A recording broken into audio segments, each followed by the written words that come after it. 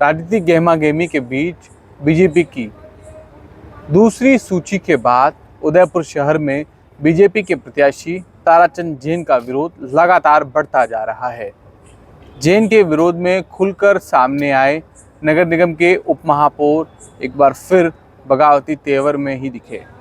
दूसरे दिन फिर सामुदायिक भवन में बैठक हुई और वहां पर 300-400 लोगों को बुलाकर सबके सामने ये आह्वान किया गया कि कल यानी सोमवार सुबह 9:30 बजे टाउन हॉल से जगदीश मंदिर तक स्वाभिमान रैली निकाली जाएगी।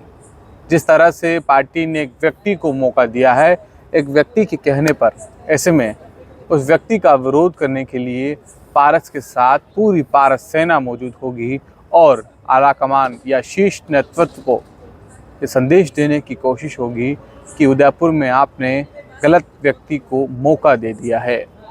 जी हाँ, ठीक सुन रहे हैं आप। उदयपुर में बगावती तेवर में लगातार मजबूत होते जा रहे पारस सिंघवी ने दूसरे दिन सामुदायिक भवन की मीटिंग में बिना नाम लिए भाई साहब पर प्रहार तो खूब किए। कहा था कि हमने सौगंध लिए हैं, आज हम किसी का नाम नहीं लेंगे, लेकिन ताराचंद जैन को कोसने से वे नहीं चूके। उन्होंने महिला स्मृति बैंक के चुनावों को याद किया और कहा कि उन्होंने क्या कुछ नहीं किया, मगर उन्हीं ताराचंद जैन को मौका मिला। 2018 में जब कटारिया गिरिजा व्यास के सामने उदयपुर में लड़ रहे थे तो उन्हीं ताराचंद जैन ने यहाँ पर कटारिया को हरवाने के लिए खूब प्रयास किए थे। तो किस बात का तोहफा कटारिया ने ताराचंद जैन को दिया है? इस तरह के इमोशनल भाषण को देखकर पारस सिंघवी ने पूरी तरह से माहौल को थोड़ा अपने पक्ष में करने की कोशिश की। तमाम व्यापार मंडलों से वहाँ पर लोग आए थे, चैम्बर ऑफ कॉमर्स के पदाधिकारी थे और अधिकांश लोग उदयपुर इलाके के व्यापारी और उसी इलाके के रहने वाले आम लोग थे। कह रहे थे कि साहब पारस जी काबिल व्यक्ति हैं, उन्हें मौका मिलना चाहिए था। ताराचंद जी जो पिछले 15-18 सालों से राजनीति से थोड़ा दूर हो चले हैं, किस बिहाव पर उन्हें टिकट मिला है? टिकट मिला तो रविंद्र शिमाली को दिया जा सकता था, प्रमोद सामर को दिया जा सकता था, या किसी और काबिल व्यक्ति को मौका मिल सकता था, मगर क्यों ताराचंद जैन को मौका मिला? तो इस बात को यहाँ पर फैलाते हुए इसकी चर्चा पूरे शहर में हो रही है। चर्चा हो रही है कि आखिर जैन समाज से आने वाले व्यक्ति का इतना विरोध क्यों हो रहा है। कहा तो ये जा रहा था कि जैन समाज में किसी एक के नाम को जब आगे बढ़ाया जाएगा और गुलाब जी उस पर हामी भरेंगे तो तमाम जैन समाज के लोग एक हो जाएंगे, मगर यहाँ स्थिति वैसी नज़र नहीं आ रही है। पारस जी के साथ न सिर्फ जैन समाज के बल्कि कुछ दूसरे समाजों के लोग भी मौजूद थे और उन्होंने खुले खुले शब्दों में साफ चेतावनी दी कि उनके पास कई जगह से ऑफर आ रहे हैं, बीजेपी जल्द उनके नाम पर विचार नहीं करती, या किसी काबिल व्यक्ति, मैं बार बार काबिल व्यक्ति इसलिए बोल रहा हूँ, काबिल उम्मीदवार, काबिल प्रत्याशी इसलिए बोल रहा हूँ क्योंकि वो चाहते हैं कि ताराचंद जैन के अलावा किसी को भी मौका मिल जाए। भले ही मौका रविंद्र शिमाली को मिले, भले ही मौका प्रमोद सामर को मिले, जिन्होंने संगठन में काम किया हो, उदयपुर की सड़कों पर विपक्ष में रहते हुए कुछ आंदोलन किए हों, या संगठन में किसी तरह से उनका अनुभव रहा हो। कुल मिलाकर पारस सिंघवी पूरी तरह से कल जिस तरह से गुलाब चंद कटारिया के सामने खुले तेवरों में नज़र आ रहे थे और कह रहे थे कि साहब असम से बैठे बैठे उदयपुर की राजनीति प्रदूषित मत कीजिए, लेकिन आज उनका नाम थोड़े नहीं लेने की मुद्रा में नज़र आ रहे थे। 2 बार 3 बार भाषण देते हुए रो भी पड़े और कहा कि उदयपुर की जनता देख रही है कोरोना काल में मैंने क्या काम किया है, आज मेरा साथ कोई क्यों नहीं दे रहा है।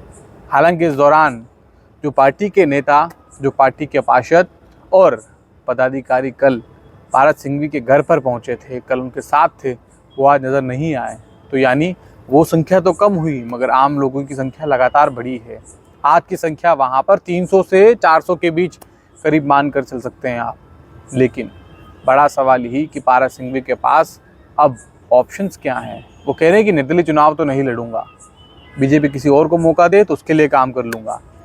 तो कहाँ जाएंगे पारस सिंघवी? या फिर असम और संघ के फ़ोन के बाद वो शांत हो जाएंगे, या फिर कुछ इस बार वो अलग करने के मूड में है, क्योंकि उन्होंने आर पार की ठान ली है और वो यहाँ पर किसी न किसी रूप में पूरी तरह से करने के मूड में नज़र आ रहे हैं। सियासत में इसके साथ साथ आज कांग्रेस की दूसरी सूची आ चुकी है। इस सूची में सलूम्बर से रघुवर मीणा को मौका मिला है, जो पहले CWC मेंबर रहे हैं और पहले वहां से 2 बार लगातार चुनाव हार भी चुके हैं। इसके अलावा मावली से एक बार फिर वर्तमान प्रधान और पहले वाले विधायक, पूर्व विधायक को यानी पुष्कर लाल डांगी को मौका मिला है। इसके अलावा जिसका नाम पहली सूची में आना चाहिए था, वर्तमान विधायक खेरवाड़ा से दयाराम परमार को मौका मिला है। तो 3 लोगों के नाम कांग्रेस की सूची में है।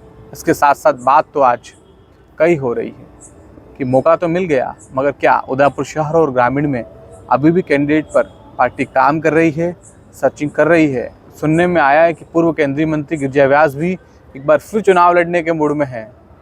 अपने करीबी नेता के जरिए ऊपर तक मैसेज कराया है कि साहब उदयपुर में इस बार अच्छा मौका है, कांग्रेस वापसी कर सकती है। स्थानीयों में अगर मामला नहीं जम रहा है तो उन्हें मौका मिलना चाहिए, सीट निकालकर कांग्रेस की झोली में डाली जाएगी।